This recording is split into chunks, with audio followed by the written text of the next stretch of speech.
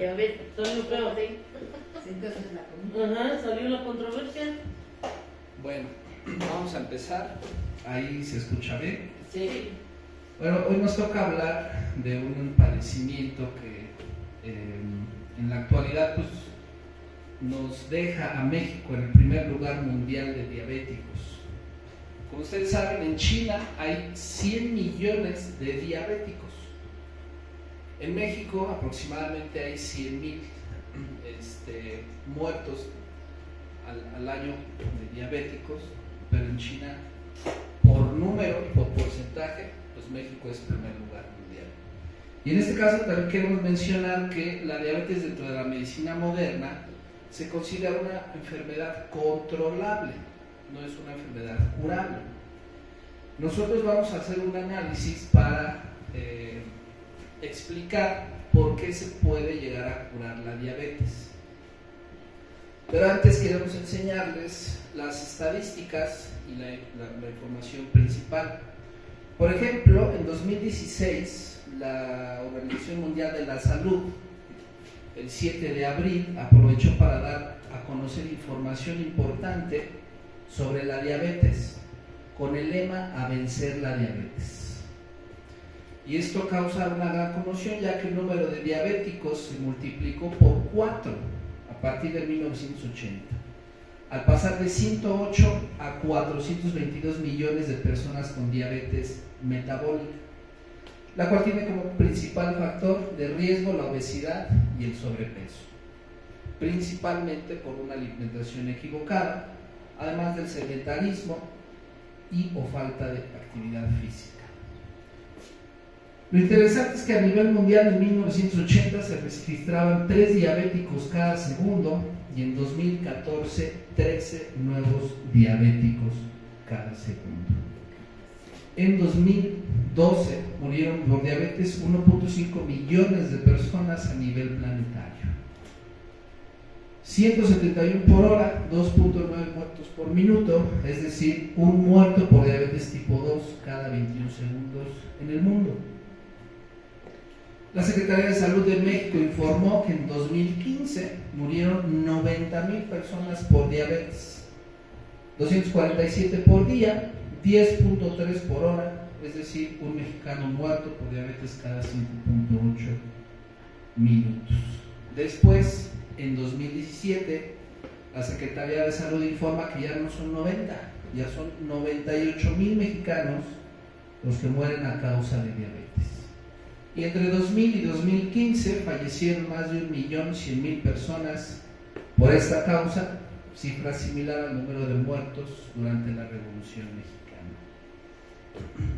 A partir de este año empiezan a aparecer este tipo de publicidad en el metro, en las revistas, en la televisión. No sé si ustedes se lleguen a acordar, ya que como ustedes saben, nuestro páncreas genera 30 unidades de insulina que nos va a funcionar para procesar 300 gramos de glucosa. Pero ¿qué creen? Que nosotros los mexicanos consumimos 1 kilo 200 gramos de azúcar al día. ¿Qué quiere decir esto? Que esas 30 unidades de nuestro páncreas ahora tienen que generar más unidades. Por eso, la Secretaría de Salud nos dice que en lugar de comernos 4 bolas de helado, pues nos tomamos una. Pero con esta bola de helado es más que suficiente para tener grandes cantidades de glucosa. En nuestro país, al menos del 50% de las personas ya enfermas no están enteradas pues, de que tienen diabetes, ya que, como ustedes saben, no tenemos la cultura de la prevención. Es hasta que comienzan los síntomas que afectan a la vida laboral, a la vida familiar, que van a la primera consulta, después de 5 o 10 o quizás más años de que empezó la enfermedad. Según encuestas nacionales de salud en México, padece diabetes el 18% de la población, aunque informes recientes mencionan que un 15.8%. Así que las personas con diabetes en México oscilan entre los 19 millones y los 21 millones 600,000 personas, ya que la mayoría, como ustedes saben, pues no saben que tienen ya la enfermedad. La diabetes aumentó un 220% en los últimos 20 años, mientras que la población general aumentó 38% en el mismo tiempo. O sea, cada día que pasa hay más diabéticos, tanto en número como en porcentajes. Y la Universidad de Michigan estima que México va a llegar al 30% de su población con diabetes. Es decir, ya teníamos una epidemia antes que la pandemia aquí en México que se llama diabetes. Y esta sí está fuera de control, porque cada día, cada año hay más casos en número y en porcentaje. Esto es lo que les mencionábamos. Esta es la estructura anatómica que se encuentra en esta zona, al lado del vaso. Y este es el páncreas, el cual dentro de sus funciones está encargado de generar una hormona que se llama insulina. Entonces, 30 unidades de insulina aproximadamente generamos nosotros. Y estas 30 unidades van a procesar 300 gramos de glucosa que podemos asimilar en un día. Pero nosotros los mexicanos consumimos entre 900 y 1,200 gramos de glucosa diarias. El páncreas nada más produce 300. El cuerpo tiene que producir este excedente de insulina para poder procesar el exceso de la glucosa. Con el paso del tiempo el cuerpo se satura, va a crear insulina defectuosa y aparece entonces la diabetes. ¿Qué quiere decir esto? Que muchas veces entonces nuestro páncreas sí está funcionando, sí está generando insulina, pero es el excedente de glucosa que le metemos al día, y eso lo podemos ir sumando analizando nuestra alimentación diaria. Todo esto también generado por que la norma oficial de México en cuanto a la alimentación, que es el plato del bien comer, pues nos menciona que consumamos alimentos con grandes cantidades de azúcar, como pan Bimbo, queso cheddar, leche, enlatados principalmente. Entonces, todo esto tiene grandes cantidades de glucosa, y la mayoría de las grasas que se consumen en nuestro interior se van a hacer azúcar. Este plato del bien comer, pues entonces promueve la hipertensión, promueve la diabetes, el cáncer, provocada por el consumo de leche, carne, huevo, así como todos los alimentos fritos y horneados, los cuales aumentan en sangre el colesterol y los triglicéridos, y ambas grasas, al estar y consumirse, en este caso ya oxidadas, se van a depositar en las paredes de todo el sistema circulatorio. Esto es importante, ya que la mayoría de los mexicanos en la actualidad sufren un tipo de diabetes llamada diabetes tipo 2, que quiere decir que la diabetes tipo 2 se generó en la persona por la deficiencia del páncreas, pero en este caso se ha analizado en los últimos años que el páncreas sí funciona, solamente que los receptores de la insulina que están en los vasos sanguíneos no pueden procesar el azúcar. Por eso toda esta grasa, colesterol y triglicéridos se pegan en los vasos sanguíneos, y el azúcar ya no puede ser procesada por la insulina, y entonces se eleva la glucosa en sangre. Esa es la relación que tenemos en cuanto a la grasa y la elevación del azúcar. Entonces, comer de todo, como algunas culturas, principalmente la China, dicen, bueno, pues nosotros formamos parte de todo, pues vamos a comer de todo. En este caso, científicamente no es equilibrado. Como ustedes saben, el 86% del arroz es glucosa. ¿Qué quiere decir? Que si ustedes le dan arroz a un diabético, lo están envenenando todavía más. La mayoría de los mexicanos consumimos arroz porque ya es parte de nuestra alimentación, pero todo ese arroz adentro de nuestro organismo, tal vez sin darnos cuenta estamos ingiriendo grandes cantidades de glucosa. El 46% del maíz es glucosa, por eso las tortillas sí aumentan de peso, porque nuestro organismo en el interior se hace azúcar. Todos los cereales tienen glucosa. Entonces aquí debemos de empezar a analizar si yo constantemente consumo arroz en el día, entonces pues ahí nos vamos a empezar a responder por qué estamos aumentando de peso. Ni modo, así es eso. Por eso los asiáticos dicen que consumen muchísimo arroz. Bueno, pero los asiáticos están 12 horas al día trabajando. Antes aquí también en la milpa se trabajaba demasiado tiempo y se podía eliminar ese excedente de glucosa, ese excedente de energía. Ahorita ya no. ¿Por qué? Porque el mundo es más sedentario. Y además allá lo consumen no frito, ¿no? Sino hervido. Bueno, y hay otra diferencia, que allá es hervido. Ayuda. Frito pues todavía es peor porque ahora ya es más grasa. Pero pues imagínense, es casi la base de la alimentación en México, el arroz y frito. Todos los cereales tienen glucosa, ya que principalmente para nosotros poder consumir un cereal, comúnmente se procesa y se calienta. Pero cuando consumamos, por ejemplo, cornflakes, quiere decir que todo ese cereal es azúcar y va a inflamar mi sistema nervioso. Eso ya lo hemos mencionado. Aquí también debemos de mencionar otro aspecto fundamental, ya que la leche bloquea los receptores de la insulina. Nosotros, los seres humanos, debemos de ser consumidores de leche humana y nada más hasta los 2 años. Posteriormente, nuestro organismo ya no tiene ciertas enzimas para poder deshacer un tipo de azúcar que se llama lactasa.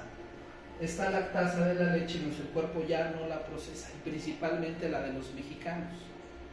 ¿Por qué? Porque nosotros no somos vacas. Si fuéramos vacas, ese tipo de alimento nos ayudaría. ¿Y cuál es el problema principalmente de la leche? Pues imagínense que ayuda a la proliferación de la diabetes. Esto se empieza a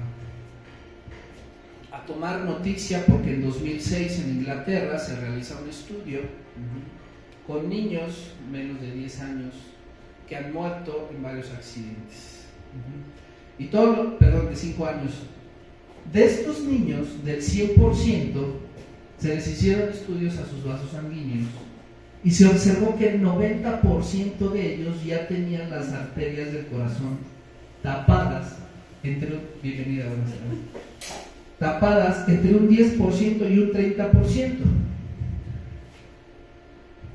El 10% de los niños que no tenían tapados sus vasos sanguíneos, después de un análisis se encontró que no tenían acceso a la leche.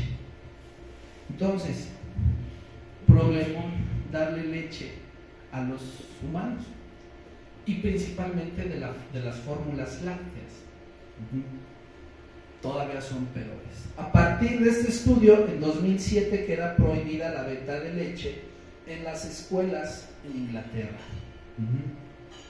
Después, la Universidad de Harvard en 2014 prohíbe la venta de leche también en su escuela, porque en conjunto, en un estudio que hace la escuela Harvard y Cornell, estudian un componente de la leche en ratones, la teína, que es una parte de la cafeína, y la proteína de la leche, encuentran que produce cáncer de hígado. A partir de ahí, la escuela de Harvard recomienda a sus maestros consumir agua, y nosotros hemos promocionado el suero casero. Entonces, si nosotros somos grandes consumidores de lácteos y sus derivados, pues es más difícil que bajemos peso. Perdón, voy a tomar. Les recomendamos ver unos documentales, están en internet y en Netflix, tenedores sobre cuchillos, en el cual se analiza toda la población de China respecto a la diabetes y su relación que hay con la leche, y cómo ha aumentado también a partir de que ya hay un contacto mayor con Estados Unidos, porque pues todos quieren ser y consumir las mismas cochinadas que haya. Ni modo. La verdad sobre la carne, donde nos menciona principalmente este documental que el problema del calentamiento global en realidad es al gas metano que emanan las vacas, que emanan las reses que nos consumimos los seres humanos. Y el tercer documental que les recomendamos es What the Head, en donde se menciona todo esto que estamos compartiendo sobre la nueva visión que se tiene sobre la diabetes. ¿Por qué? Porque comúnmente se cree que tener azúcar elevada en sangre ya tienes diabetes. Pero falta analizar todos estos aspectos orgánicos y qué es lo que está pasando en conjunto con la grasa. Fíjense, la OMS nunca ha recomendado el consumo de leche, y menos el de las fórmulas lácteas, porque su base de las fórmulas lácteas es grasa de coco o grasa de palma africana, que tiene el 86% de grasa saturada. Por eso son deliciosas. Pero por eso el bebé constantemente problemas gastrointestinales y a cada rato hay que llevarlo al pediatra. Y pues ni modo. Hay mujeres que, por ejemplo, no quieren que se les caigan los pechos o cosas extrañas. Entonces no amamantan al bebé y el bebé posteriormente tiene deficiencias inmunológicas. Ahora, desde 1992 en México debemos recordar que ya se nos había mencionado a través del Instituto Nacional de la Nutrición la pirámide de la salud, en el cual nos menciona que nosotros los mexicanos debemos de ser consumidores de frutas, verduras, semillas oleaginosas, y debemos de consumir en menos cantidad todos los alimentos de origen animal y grasas procesadas, principalmente no consumir la del coco. Ya desde 1992 se sabe. ¿Y quién cree? ¿En dónde? ¿Ustedes quién creen que se trate en este tipo de hospitales? Pues ahí llevan a Slim, ahí llevan a los presidentes, porque ahí están los más grandes doctorados de nutrición aquí en México, y ya desde 1992 nos decían cuál era nuestro tipo de alimentación. En la actualidad se propone por el doctor Eric Estrada una dieta biológica a través de del tipo de animales que somos herbívoros, en el cual se recomienda consumir 10 frutas en la mañana, 10 verduras en la tarde, en conjunto con 5 tipos de semillas oleaginosas diferentes.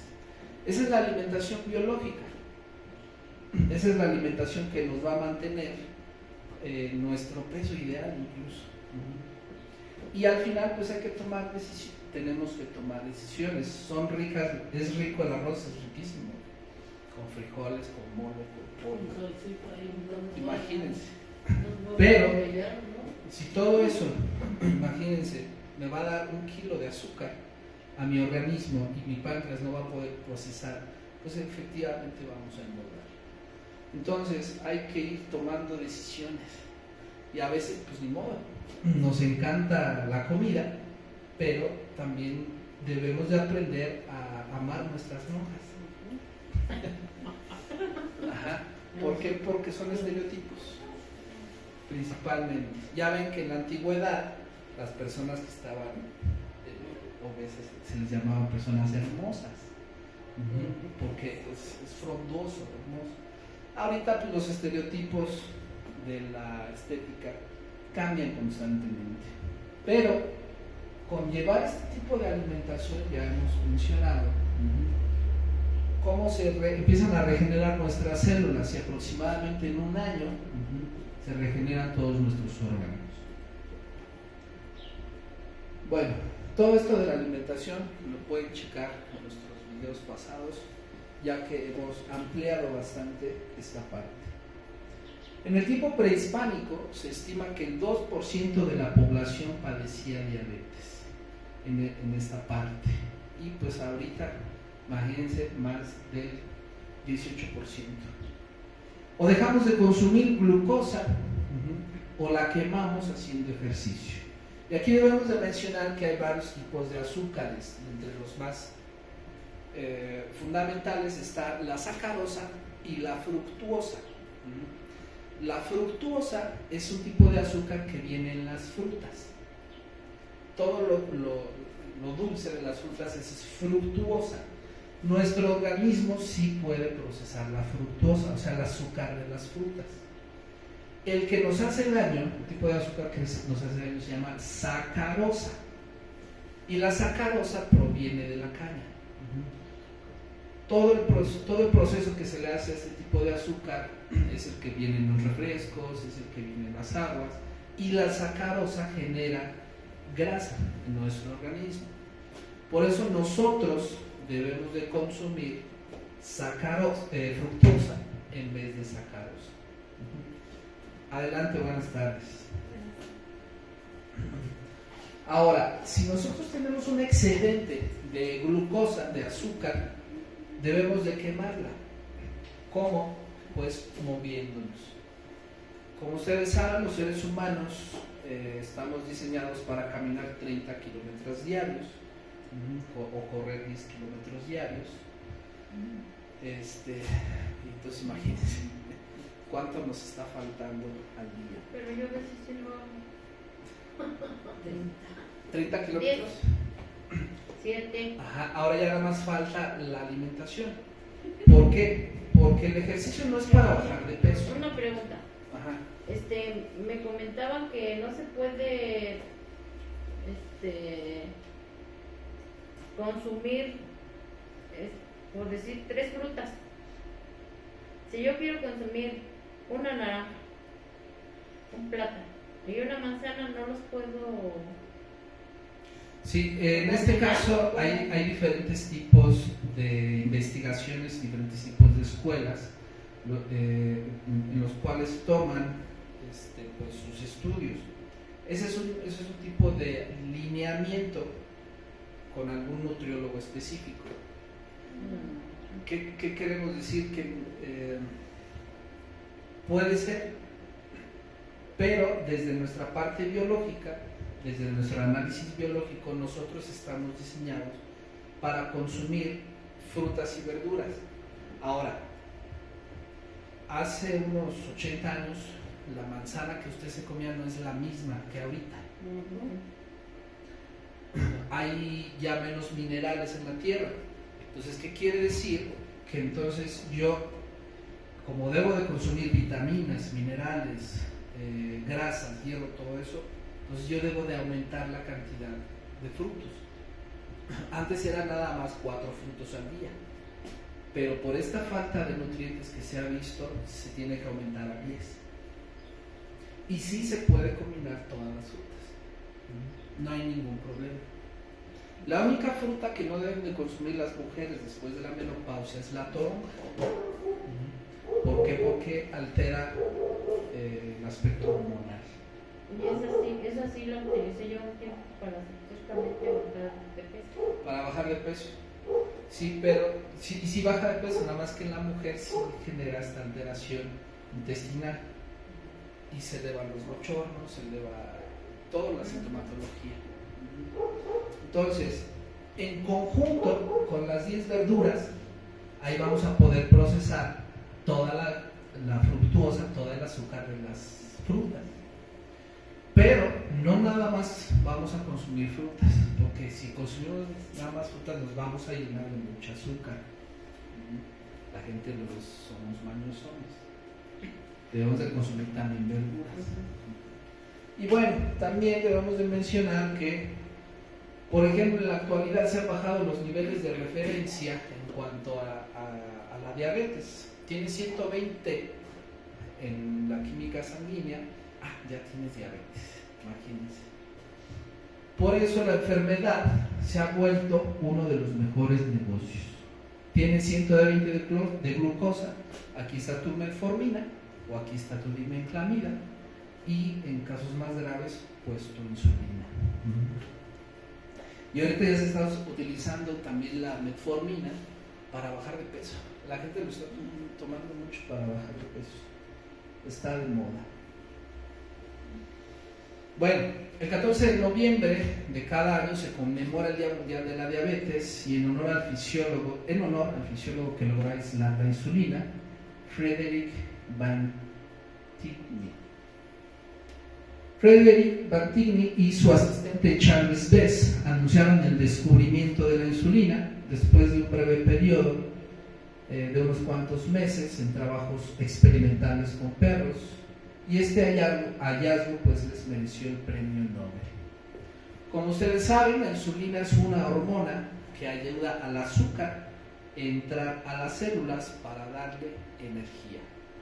Sin insulina, entonces, hay demasiada azúcar en la sangre.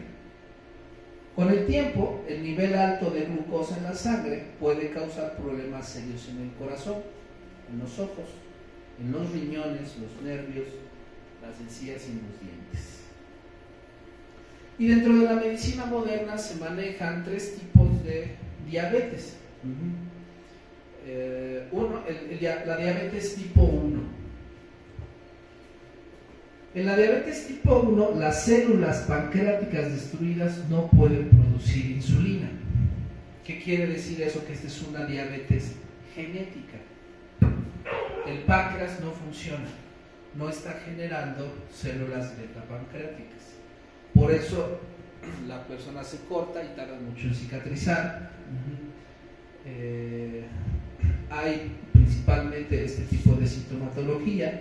La persona está muy débil, muy hambrienta, muy sedienta. Entonces, ¿qué podemos decir de la diabetes tipo 1? Que es una diabetes genética. Esta diabetes se pasa de los padres al hijo. Y en este caso, pues, tenemos que fortalecer al páncreas. Ahí sí hay que mandar insulina, porque necesita. Después, con la medicina moderna, estimulándolo a través de algunas plantas que posteriormente vamos a ver, se puede incluso regenerar. Diabetes tipo 2, en este caso es la diabetes más común, y en este caso, entonces, la diabetes tipo 2 es una diabetes adquirida. Por ejemplo, yo empiezo a consumir grandes cantidades de glucosa, mi páncreas deja de funcionar y entonces ahora por eso tengo diabetes tipo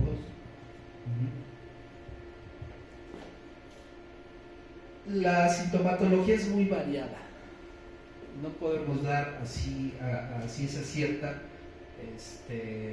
esta sintomatología es de este tipo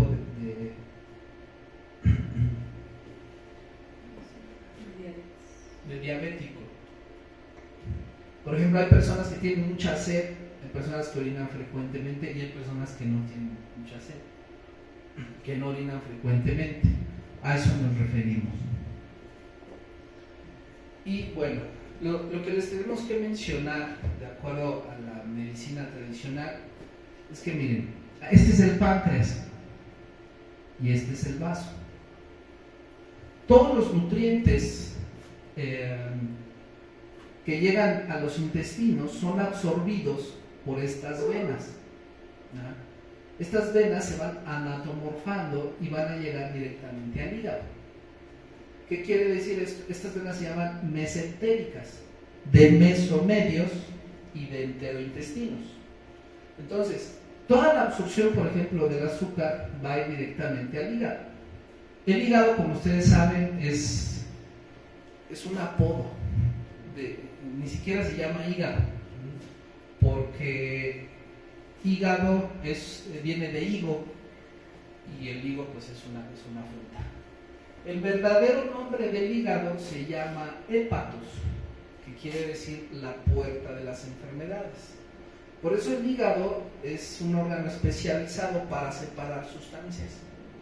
Las sustancias benéficas para el cuerpo las manda al corazón, y las sustancias o los desechos los va a mandar a los intestinos. Y después, en este caso, la sangre de aquí del hígado va por esta vena, miren, hacia el páncreas y hacia el vaso. ¿Qué quiere decir esto? Que el vaso y el páncreas es alimentado por el hígado. Después, el vaso páncreas ya no tiene otra forma más que regresar la sangre que por la misma vena, que se llama incluso, porque por ejemplo el vaso tampoco se llama vaso. Fíjense qué interesante. El vaso es el nombre de un color, del caballo bayo, por eso es como cafecino amarillento rojizo. El verdadero nombre del vaso se llama esplena, que quiere decir víscera, que está hueco. Entonces, no tiene más que regresar la sangre por esta misma vena que va a ir directamente al hígado.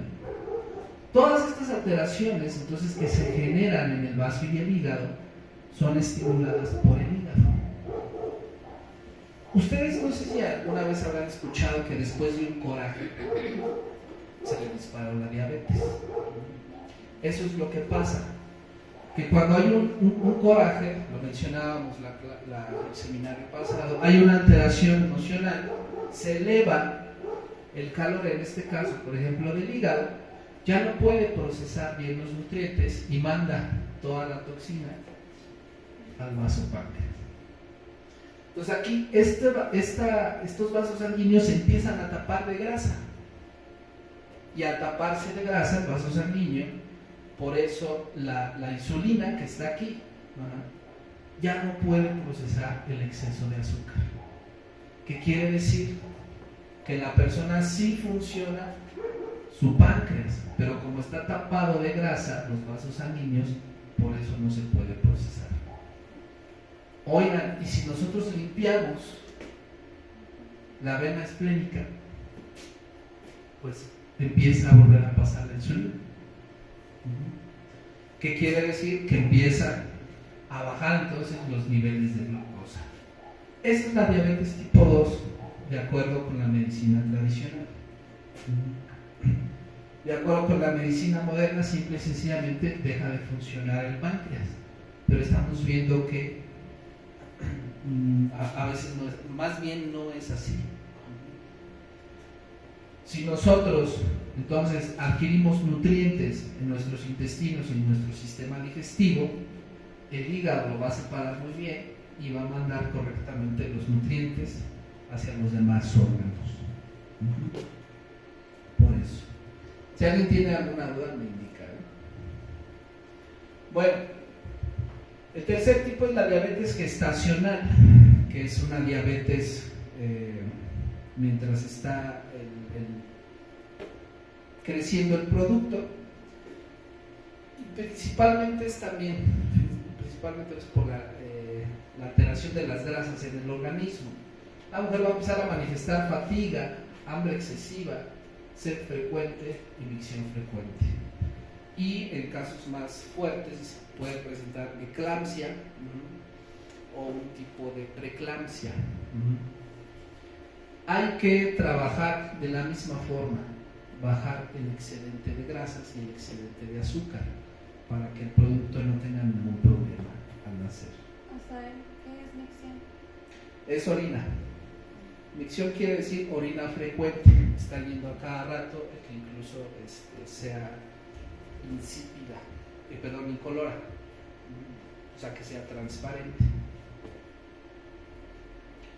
Tenemos otro tipo de secuela que se genera, que es el pie diabético.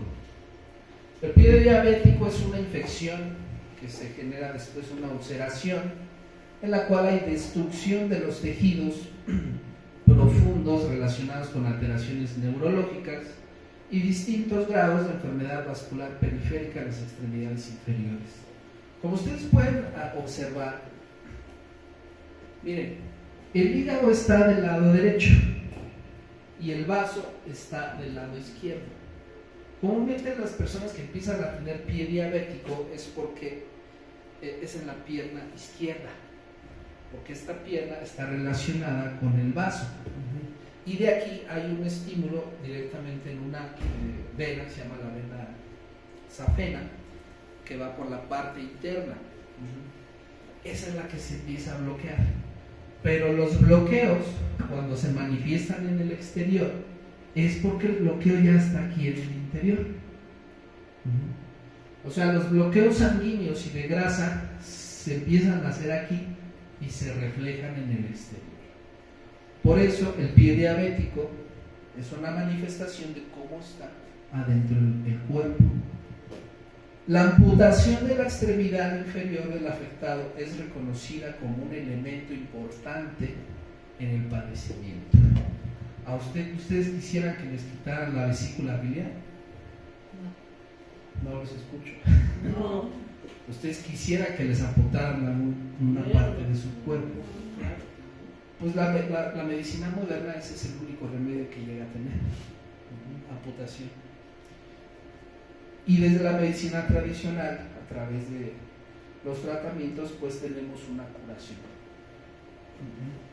Es un comandante de la Policía de México, en el cual ya empezaba a manifestar alteraciones. No se alcanza ahí a ver muy bien. Pero a partir de empezar a cumplir varios tratamientos con acupuntura, herbolaria y su fundamental cambio de alimentación, en menos de 6 meses ya hay una regeneración total. Claro, en conjunto con otras plantas. Si ustedes llegan a tener un paciente con úlceras, se les puede ayudar con Heterotheca inmuloides, muy conocida como la árnica. Todos conocen el árnica. Es un desinflamante. Hemangium excelsum, que es la cancerina, es un tipo de raíz, la cual su principal función de la cancerina es la regeneración de los tejidos. Amphiterigium astringens, conocida como el cuachalalate, la cual también es una planta regeneradora, e incluso el cuachalalate ahorita el Politécnico Nacional encontró propiedades para tratar el cáncer. Fue una noticia ¿mande? Una noticia mundial y buena. El fenogreco, también muy conocido por ustedes, en este caso se utiliza en polvo. Todo esto preparado en cocción. Su vía de administración es cutánea.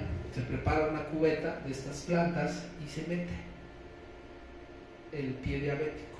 A veces, pues ni modo, son berridos, porque empieza a entrar el agua y empieza a cicatrizar, se empieza a regenerar. Se lo tiene que tomar también, pero ahora hay que aumentarle otras hierbas, que es la hierba del sapo con la guasima. Y esto tiene que ser como agua de tiempo. ¿Hasta cuándo? Hasta que se le regenere el pie diabético, y hasta que sus valores de referencia química sean los adecuados. ¿A qué me refiero? Colesterol en 150, triglicéridos en 100, el azúcar entre 80 y 120. ¿Y cuando tienen los triglicéridos altísimos? Para eso es la hierba del sapo con el cuachalalate. Esa es la fórmula para reducir los triglicéridos. El triglicérido son 3 cadenas de azúcar. El triglicérido es grasa de origen vegetal. Por ejemplo, galletas, pan, tortilla, etc. O sea, lo más rico. Y el colesterol es grasa de origen animal.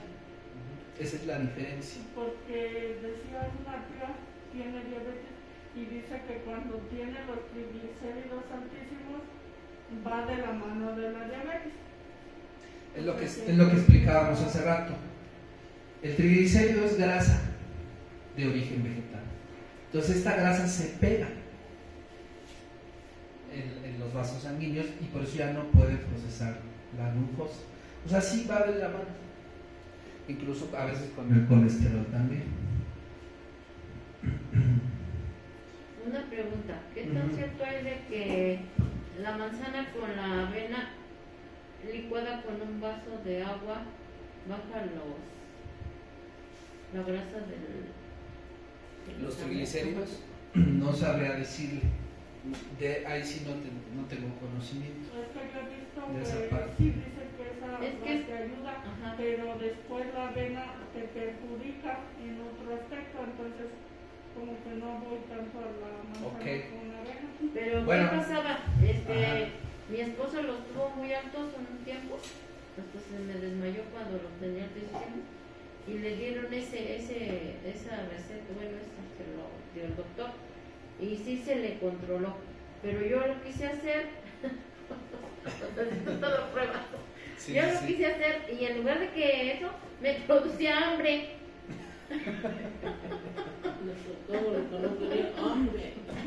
Y yo era lo que no quería comer. Hay muchas recetas, remedios. Ajá. Hay personas que si les funciona, adelante. Yo no sabría decirles si funciona o no funciona. Pero lo mejor para quitar los triglicéridos es la hierba del sapo con el guachalalate en conjunto. Y el guachalalate ese, ¿dónde lo consigues? ¿O cuál? Ajá, el guachalalate, mire, se llama Amphiterigium astringens, si lo quiere conseguir en verdad, el que funciona. Es la corteza del árbol lo que se utiliza. Esa la puede conseguir en las hierberías. Porque nosotros nomás nos tomábamos la hierba del sapo, o sea, solo así. Sí, es que la hierba del sapo en este caso desprende la grasa, pero nada más. Y el guachalalate lo que hace es llevársela fuera del cuerpo. Entonces puedo tomar hierba del sapo yo. Entonces, fíjense, allá es a donde vamos. Ajá.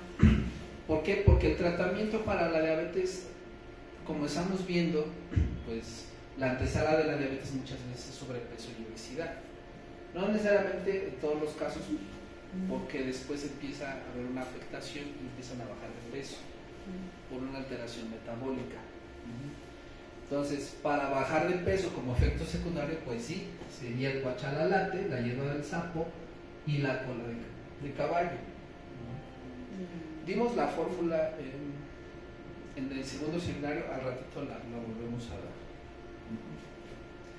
Bueno, la obesidad es el principal factor de riesgo para desarrollar diabetes y susceptibilidad genética. En 2012, imagínense, 78 amputaciones por diabetes, 45 ciegos y 56 personas con fallas renales al día. Y miren, en 2013 aumentó el 263% las amputaciones diarias, de 78 a 205. ¿Por qué? Pues porque nos gusta. Y luego que les cortan el pie, hay unos que luego se mueren. O sea, no sé si se depriman o no sé, pero Sí, claro que sí. empiezas a cortarle un dedo después del pie y ya no cuentas con ellos, enseguida se mueren. Desgraciadamente, la medicina moderna eso es lo que tiene, amputación. Para nosotros, pues sí hay una forma de recuperarse. Claro, el paciente debe de cumplir al 100% con los lineamientos que se les dan. Nacer por cesárea aumenta el riesgo de diabetes tipo 1. Ajá. Desgraciadamente la medicina pues se ha convertido ha dejado de ser un servicio para convertirse en un negocio envejecido. El ginecólogo es la primera causa de diabetes tipo 1, ya que está promoviendo la diabetes insulino dependiente, pues el nacimiento por cesárea ha incrementado del 5 al 20%. Es decir, en los niños nacidos por parto natural, el porcentaje de la diabetes es menor al 5%. y en los niños nacidos por cesárea es del 20%.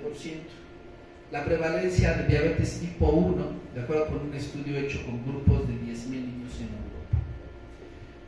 Cuando el producto está pasando por el tracto vaginal, hay presiones directamente en el cuerpo del bebé y eso empieza a activar el sistema inmunológico. Cuando no se tiene eso al pasar, cuando no se tiene ese estrés al nacer, no se activa ese sistema inmunológico y por eso hay una susceptibilidad genética. Y también pues porque pues el ginecólogo, pues imagínense, ya salió el iPhone 13, pues hay que dar muchas cesáreas porque pues también según el IMSS viven en México 3 millones de mexicanos con glaucoma, todo esto derivado y relacionado con la diabetes. Ahora, comúnmente los síntomas de la diabetes se le asocian al, pues es que ya estás grande, ya estás viejo, a los achaques, al cansancio, a la condición física disminuida, la mala calidad de sueño, orinar por la noche, disfunción eréctil, inapetencia sexual, vista borrosa principalmente, pero también este es algo fundamental, la inapetencia sexual. Más hambre, sobrepeso, obesidad y cada vez menos actividad física. Eso es lo que se le llega a asociar. Ahora, desde la medicina tradicional china se analizan 3 tipos de diabetes de acuerdo a su sintomatología, ya que no todos presentan los mismos síntomas. Cuando hay una alteración, nuestro cuerpo en el tórax se divide en 3 partes. La parte superior, la cual está relacionada con el corazón y los pulmones. La parte media, que está relacionada con el vaso, el estómago y el hígado, que es el proceso digestivo. Y la parte inferior, que son los riñones y la vejiga. Entonces, cuando se presente, por ejemplo, mucha sed, la persona ingiera muchos líquidos, la boca y la lengua está seca y la orina frecuente y en cantidad abundante, se dice que apenas se está empezando con una diabetes superior. Si hay mucho apetito, forma enflaquecida del cuerpo, orina roja y mucho estreñimiento, empieza a haber una alteración en la parte media. Y 3, orina frecuente en gran cantidad.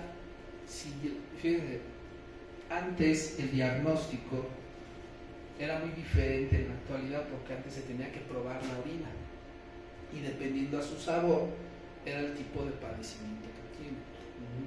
Y esto de acuerdo con los sabores. Afortunadamente los prehispánicos eran más abusados, por así decir. Tiraban la orina fuera de un hormiguero, se llenaba de hormigas, pues sí, está dulce.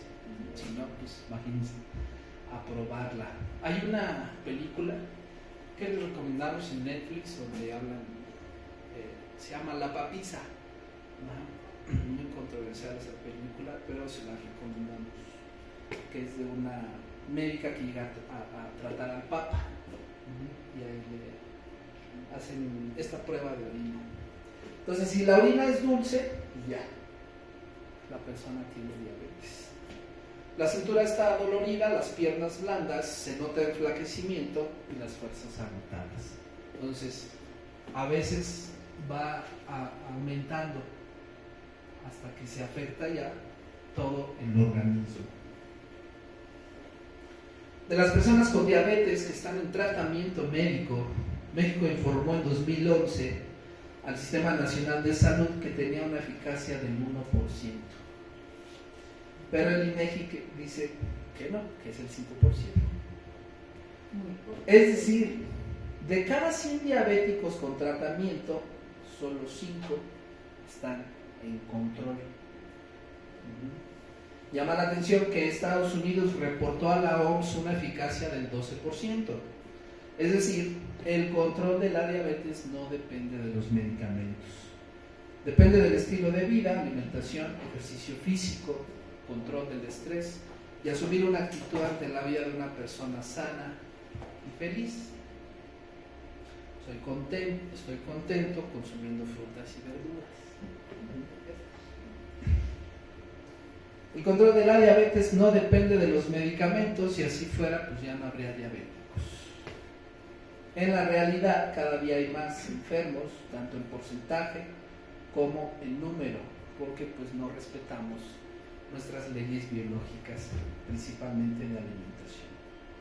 Todo esto en conjunto se propone por el doctor Enrique Estrada, pues cambiar a manera legal, sustituir la norma oficial de la alimentación, ya que pues bastaron 6 años de la implementación de esta norma para que México sea primer lugar mundial de diabetes. Y también en conjunto con el reconocimiento que da la OMS el 27 de octubre de 2015, después de haber sido realizadas 800 investigaciones a lo largo de 30 años, se concluye que consumir carne causa cáncer en un 19%. Ahora, dentro de los datos actuales, el INEGI, en un comunicado que da en 2001, nos dice que en 2020 151.019 personas fallecieron a causa de la diabetes mellitus, lo cual equivale al 14%, según el INEGI, del total de las defunciones en México. 1.086.743 ocurridas en el país, 78.000 hombres, 72.000 mujeres. Y lo que alarma es que la tasa de mortalidad por diabetes para 2020 fue de 11.95 personas, o sea, casi 12 personas por cada 10.000 habitantes, la cifra más alta en los últimos años. En 2020, con motivo de la celebración del Día Mundial de la Diabetes, la Organización Panamericana de la Salud enfatizó la importancia de implementar estrategias para prevenir, dar seguimiento y controlar esta enfermedad en el marco de la emergencia sanitaria por COVID-19, ya que es población de riesgo. Una persona que tenga diabetes y que contraiga el virus es más probable que muera. Se estima que en 2019 había 463 millones de personas con diabetes y esta cifra puede aumentar a 578 millones para 2030 y a 700 millones para 2045. En México, durante 2018, de acuerdo con la Encuesta Nacional de Salud y Nutrición, había 82.767.605 personas que son mayores de 20 años, de las cuales 8.542.000 contaron con un diagnóstico médico previo de diabetes. Por sexo, 5.1 millones de mujeres de 20 años y más disponían de este diagnóstico y 3.4 millones en los hombres de 20 años o más. Esto quiere decir que se presenta más en las mujeres en México que en los hombres la diabetes. Ha habido un incremento del diagnóstico de la enfermedad conforme aumenta la edad. A nivel nacional, poco más de una cuarta parte de la población de 60 a 69 años declaró contar con un diagnóstico previo de diabetes, que se presentan en 2.3 millones de personas. En el caso de las mujeres, en este grupo de edad se presenta la prevalencia en más del 35.6%. Como lo podemos ver en esta tablita, en la población mayor a 20 años, observamos que de 60 a 69 es donde más encontramos diabetes. Y aquí todavía falta aumentar a los de menos de 20 años, porque en la actualidad ya hay niños de 5 años que tienen diabetes, ya hay niños que nacen con diabetes. Eso pues es criminal. Y dentro de la tasa de mortalidad observamos que aumentó, miren, de 8.24 en 2019 a casi 12 en 2020. Por eso esta sí es una pandemia que hay que tratar. ¿Y cómo lo vamos a hacer? Bueno, pues se hizo una invitación a todo el mundo para que empezaran a mostrar qué plantas se utilizaban dentro de la herbolaria tradicional para la diabetes.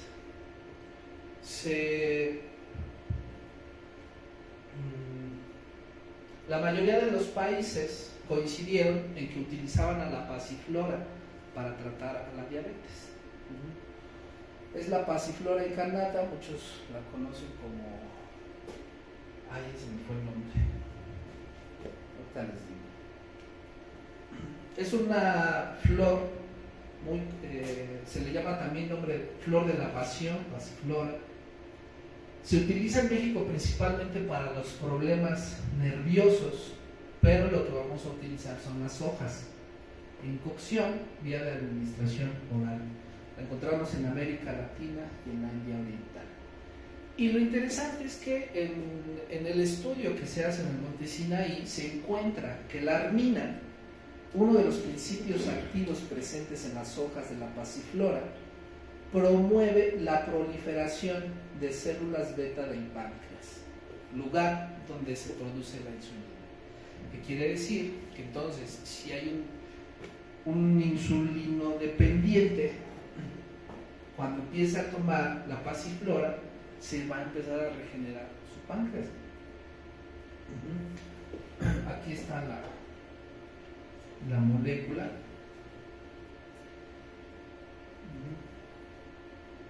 Entonces, el equipo de investigadores del Monte Sinaí de Nueva York demostró experimentalmente que la armina, la cual se utiliza en la herbolaria mexicana como calmante, logró triplicar en ratones el número de células beta.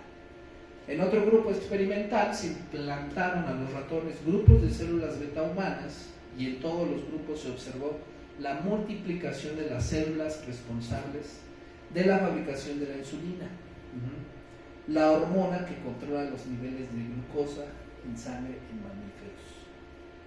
Es la primera vez que se observa a nivel experimental la proliferación de las células beta pancreáticas por el efecto de esta sustancia, en el caso la armina de la pasiflora, abriendo la posibilidad para un mejor control de la diabetes. Desde los remedios herbolarios nosotros lo podemos ocupar sin ningún problema, pero la industria pues la quiere trabajar para vendérnosla a 600 pesos. A nivel mundial, en especial importante para México, ya que el país ocupa el primer lugar mundial en diabetes, por el porcentaje de población enferma y por número de enfermos. Todo esto ustedes lo pueden checar en la revista científica Nature Medicine. ¿Conocían la pasiflora? ¿Conocen la pasiflora? ¿Tienen pasiflora? Pero hay que empezar a sembrar pasiflora. Pero ¿cómo lo podemos conseguir o cómo? Las semillas o ir donde haya cortado un piecito y ya que se vea aquí. Cuando encontremos una les avisamos. Yo he visto en Malinalco. Malinalco. No. No la conozco. Bueno, así en seco la terroría, sí, pero no toman mis. Y acuérdense que es la hoja, no es la florecita. Para la diabetes. Tenemos otra planta para la diabetes y también para el control, para bajar de peso, el guarumbo. Hay varios tipos de guarumbo, en este caso es la Cecropia obtusifolia Bertol. Se encuentra en 22 estados de la República, se le conoce como cintacarro también, chacarro, guarumbo morado. Se utiliza para la diabetes, es antitusivo, se utiliza la hoja, la corteza y la parte aérea, en este caso en cocción, y su vía de administración es oral. Dentro de los estudios que se hicieron con el guarumbo, tiene un efecto hipoglicemiante, o sea que baja la glucosa a partir de las 2 horas que se tomó el té. bajan estos niveles. Antihiperglicémico, y en este caso hay dos grupos de estudio.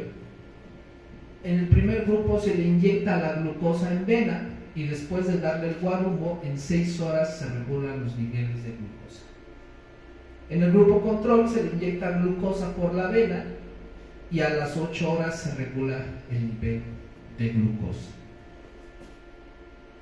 Su efecto antidiabético, en este caso se hicieron otro estudio. En el grupo control, fíjense qué interesante, se le quita el páncreas al ratón y muere en 21 días de coma diabético, ya que los estudios que principalmente se hacen de forma experimental es porque nosotros tenemos una genética con los animales. Por ejemplo, somos 90% ratones, nuestra genética es similar.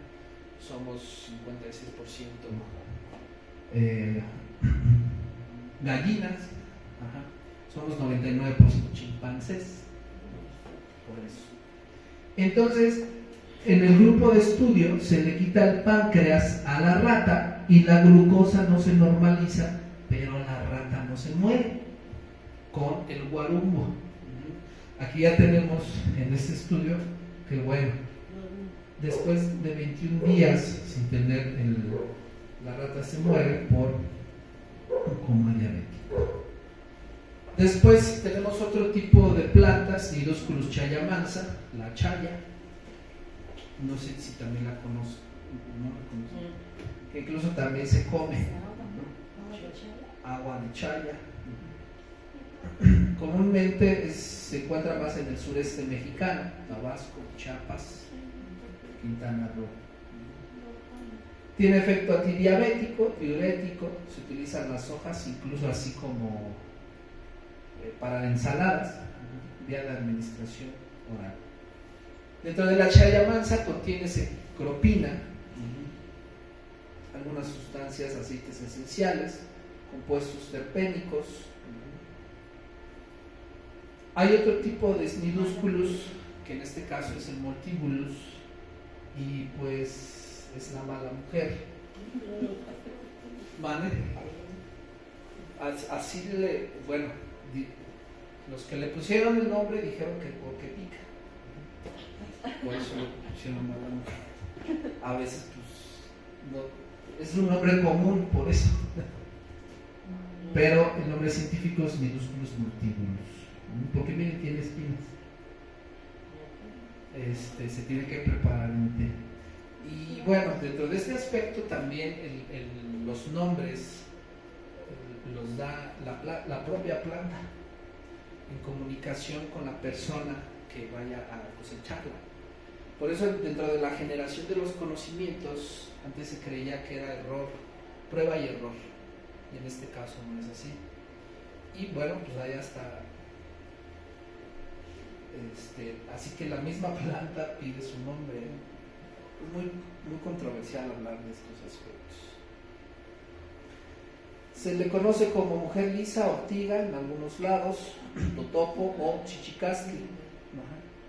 Tiene efecto antidiabético, anticrolático, por si nos llega a picar una serpiente, tiene o una aradis. Cuando hay esta violinista, por ejemplo, un tecito, mientras se llega al hospital, obviamente. El famosísimo guareque o huereque, que se utiliza en el norte, incluso para la diabetes. Pero miren, vamos a utilizar la raíz también en cocción, en un té. Recordamos que los tés son 3 veces al día, media hora antes de cada alimento, y cada vez que se toma se tiene que preparar. Eryngium heterophyllum, la hierba del sapo, que en este caso es muy interesante porque se empezó a decir que la hierba del sapo curaba la diabetes. Dentro de los estudios que se hacían, lo que se comprobaba era que desprendía la grasa, pero en ningún momento regeneraba al páncreas. La explicación es que sí, la hierba del sapo no cura la diabetes, pero como limpia los vasos sanguíneos, al estar limpios, entonces la insulina ya puede procesar la glucosa. Por eso la hierba del sapo no se toma sola, se debe tomar con diuréticos, ¿verdad? Para eliminar todo el excedente. Y después, años después, la UNAM empieza a analizar, da este tipo de razonamiento. Entonces, por eso se utiliza la hierba del sapo para la diabetes. Ahora ya sabemos que no es para la diabetes, pero por este efecto de limpieza se cura. En cocción, vía de administración oral, nombre común, hierba del sapo. Este es el cuachalate, miren, así viene la corteza, y de preferencia a veces hay que molerlo.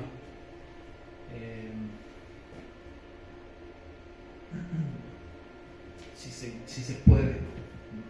Pero está muy dura la corteza. Está muy dura la corteza, por eso se tiene que hacer en cocción. Se utiliza para las úlceras, es principalmente cicatrizante. Si tienen gastritis, el cuachalate cura la gastritis, es uno de los mejores cicatrizantes. ¿En té? En té, en cocción, 3 veces al día. ¿Qué cantidad? ¿Qué cantidad? Es una cucharada cafetera. Por eso se recomienda que se muela y ya después agarra la cuchara cafetera en un vaso de agua. Se cuela, se deja entibiar y ya después se toma. De preferencia media hora o antes de cada alimento. O si llegan a tener una cortada directamente, se coloca directo. No, pero si lo están poniendo pulsar. Tanto directo y tomado. Eso sí se nos quedó, checan la. Miren, esta es la cancerina que hace rato mencionamos para los problemas de pie diabético. Es como un tipo de raíz. Su nombre científico Hemangium excelsum y es también uno de los mejores regeneradores de tejido. En cuanto a tejido, nosotros tenemos 5 principales tejidos en nuestro cuerpo. La piel, debajo de la piel están los vasos sanguíneos, las arterias y las venas. Después están los músculos, después los tendones y hasta el fondo el hueso. O sea, esos 5 tejidos son a los que nos referimos. La cancerina y el cuachalate, por ejemplo, regeneran tanto la piel como el hueso como los vasos sanguíneos. Por eso se emana para pie diabético. Se utiliza la corteza en cocción, vía de administración tanto oral y cutánea. Las que se han encontrado mucho están en el Valle de Tehuacán, en Puebla. Y la mejor planta para cura la diabetes. La guasuma o la guasima. Nombre científico, Guasuma ulmifolia. Y en este caso, aquí nada más pusimos la foto porque en realidad lo que se ocupa es la corteza de la guasima. Y es muy interesante esta planta, se encuentra casi en todo México, tiene, miren, 93 nombres diferentes en lo largo de toda la República. Dentro tiene 57 utilizaciones médicas, entre ellos está la diabetes. Se utiliza la corteza en cocción y su vía de administración es oral. Pero lo impresionante de esta planta es que en estudios con ratas se observa que se regulan los niveles de glucosa, incluso con las ratas sin páncreas. Hace ratito, bueno, observamos el estudio con su efecto antidiabético, 3,000 pacientes voluntarios, se normalizó su glucosa de 1 a 3 meses en el 92% de los pacientes.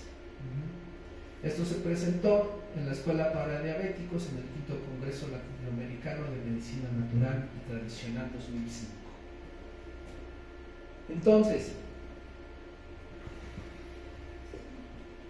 esta planta también funcionó para dar a conocer algunas tesis sobre los seres inorgánicos.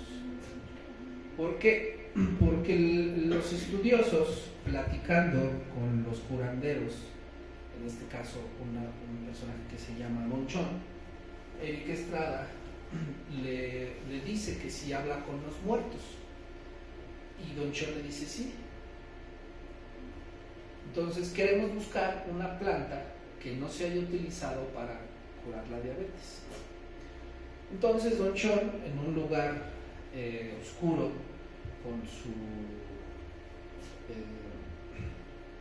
sus figuras religiosas, empieza a entrar en trance y empieza a tener comunicación con un muerto, al cual le pide una planta que no se conozca para tratar la diabetes. Y Don Chon le dice que utilicen a la guasima. Y en esta comunicación, Eric Estrada les dice, pues sí, la guasima ya la conocemos, que se utiliza para los problemas renales principalmente. Y le responde el muerto, pero que utilice la corteza, porque la corteza no es para los riñones, va a funcionar para la diabetes. Comúnmente para los riñones nosotros utilizamos las hojas y los frutos. Después se hacen los estudios y se tiene el grupo control de ratones, el grupo al que se les da el guarumbo y el grupo al que se les da la guasima. Como observamos, al grupo control se mueren las ratas a partir de 21 días. Con el guarumbo las ratas no se mueren, pero sus niveles de glucosa no bajan. Y con la guasima las ratas no se mueren y bajan sus niveles de glucosa. Esto ayudó a decir, pues tiene razón el muerto, tiene razón el ser inorgánico con el que según está hablando esta persona. Por eso, al descubrirse esta planta, pues imagínense, la mejor planta para tratar la diabetes. Pero en este caso, pues debemos de mencionar que es una persona que ya esté funcionando su páncreas. Por eso. Opuntia ficus indica, el nopal, muy conocido por todos nosotros, se utiliza principalmente en cocción, la raíz,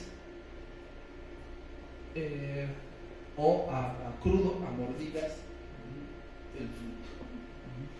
Si se quiere utilizar, incluso para bajar de peso también se utiliza la raíz del nopal en cocción con vía de administración oral. Ahora, dentro de los estudios que se hicieron, la Universidad Autónoma de Chapingo, en el Departamento de Fitotecnia, Programa Universitario de Plantas Medicinales, a una persona se le manda Eryngium heterophyllum, ¿se acuerdan? Hierba del sapo, Amphiterigium astringens, Guachalalate, Tecomastans, la tronadora. Esta es la fórmula para la diabetes. Tecomastans, tronadora, Guasuma y Guarumbo. Estas tres. Si ustedes quieren, tienen una persona con diabetes. Pero si aparte ya tiene problemas metabólicos, grasa, obesidad, pues se aumenta hierba del sapo más Guachalalate.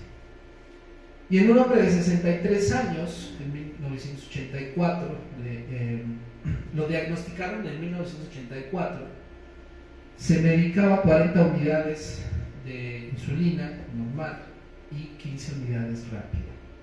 Y fíjense, de agosto de 1996 a octubre de 1996, bajó de 240 miligramos sobre decilitro a 107 miligramos sobre decilitro. Medicación a partir de octubre empieza a bajar porque el médico, si es responsable, empieza a ver, bueno, pues mi paciente ya no necesita este tipo de insulina. Entonces se redujo de 37.5 a 33.3% de insulina en 60 días. Recordamos que las plantas medicinales en este aspecto son de los mejores medicamentos que podemos consumir. Sabemos qué es lo que estamos haciendo, sabemos qué es lo que estamos enseñando. ¿Por qué? Pues porque esta sí es una pandemia de veras, la diabetes, y siempre está en nuestras manos pues no ser parte de este tipo de estadísticas. ¿Hay alguna? Entonces la hipótesis que se presenta es que los receptores de la insulina estaban bloqueados por grasas oxidadas de origen animal y vegetal, impidiendo la acción de la insulina. En la mayoría de los mexicanos es así.